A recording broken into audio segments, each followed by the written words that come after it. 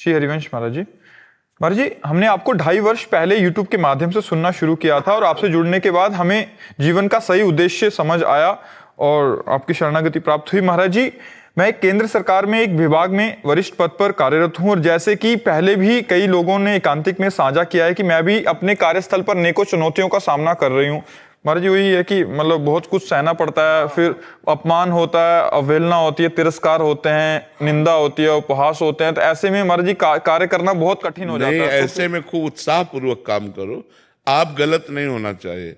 आपको जो पद मिला है और जहां तक आपका कार्य क्षेत्र है उसमें न त्रुटि होनी चाहिए, न कोई किसी भी तरह का प्रलोभन या भय के द्वारा हम कोई गलत कार्य ना करें। जो भी आपका डिपार्टमेंट हो, हम अपने कार्य क्षेत्र में पवित्र रहें। इसके बाद लोग गाली देते हैं या उपहास करते हैं या निंदा करते हैं, हमें बिल्कुल परवाह नहीं होनी चाहिए। हमें मस्त रहना चाहिए क्योंकि हम गलत नहीं हैं। यदि हम गलत हैं तो सुधार कर लेना चाहिए और यदि गलत नहीं है तो हमें बेपरवाह हो जाना चाहिए, हमें मस्त रहना चाहिए, हमें किसी की बातों में नहीं आना चाहिए।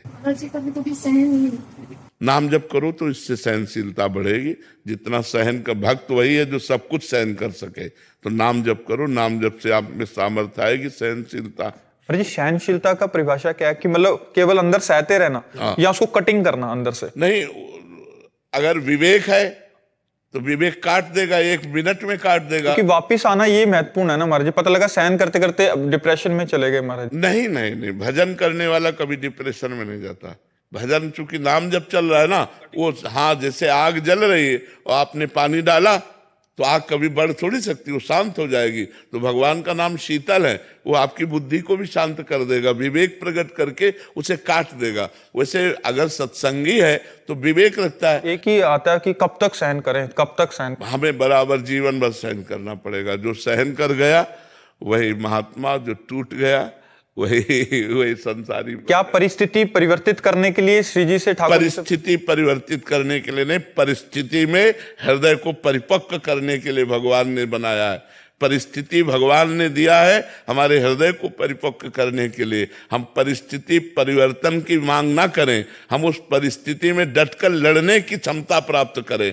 हम कहाँ भाग के जाएंगे, जहाँ जाएंगे वहाँ माया है। जिस परिस्थिति में भगवान ने मुझे रखा है, बहुत सोच समझ के रखा है और भगवान के द्वारा किए हुए विधान रूपी परिस्थिति में हमको बलवान बनना है, कमजोर नहीं बनना, हमको सहनशील बनना है। और जब आप सहन करने लगोगे ना तो आपको बुरा ही नहीं लगेगा, बुरा लगना ही बंद हो जाएगा। आप कहते हो कब तक सहन करें, सहन करना ही नहीं होगा, वो बुरा ही नहीं लगेगा।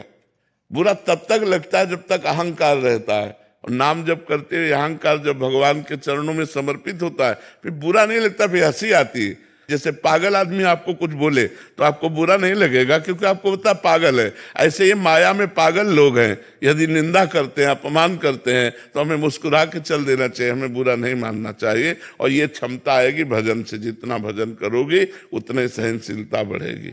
ऐसा क्या होता है ना, दिन का अधिकतर समय वही बीतता है कार्यालय में, तो भजन अभी साधन उतना तो है नहीं हमारा। अभ्यास कीजिए, देखो अभ्यास कीजिए। हम कह रहे हैं कार्यालय में हमें तो क्या राधा राधा अंदर से नहीं बोल सकते। जब खाली समय है तो हम अभ्यास करें। जब हमारे अंदर ये लक्ष्य बन जाएगा ना कि मुझे भजन करना है तो कार्यालय में भी हम अच्छा भजन कर सकते हैं। हमारा लक्ष्य नहीं बनेगा ना तो एकांत में बैठे प्रपंच सोचेंगे, माला केवल अंगुली में घूमेगा, माला अंगुली में घूमेगा और दिमाग प्रपंच में घूमेगा। और अगर हम भजन लक्ष्य बना ले तो प्रपंच में रहते हुए भी दिमाग श्री जी में लगेगा, मेरा लक्ष्य भजन है।